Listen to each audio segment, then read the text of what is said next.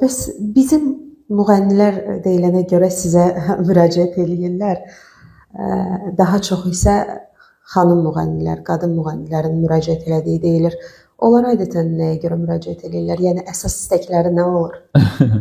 Bilirsiniz necədir? Çox təəssüf ki, müğənnilərlə bağlı adətən onları maraqlandıran o tez-tez nəzər olur və yaxud da ki, kimsə hansısa show biznesdəki rəqibləri onlara cadu eləyirlər.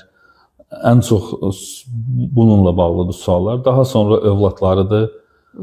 Karyera ilə bağlı çox az müraciət olunubdur mənə müğənnilər içərisində. Amma elə müğənnilər də var ki, vəzifə ilə bağlı mənə müraciət edirlər ki, bunun show biznesə aidiyyatı yoxdur. Sadəcə olaraq vəzifə istəyirlər hansısa Mədəniyyət Nazirliyində və yaxud da ki, başqa bir sahədə hansısa bir qurumun rəhbəri olmaq fikrində, iddiasında olan, millət vəkili olmaq istəyən müğənnilər olub ki, mənə müraciət ediblər. Bəli, olubdur bunlar.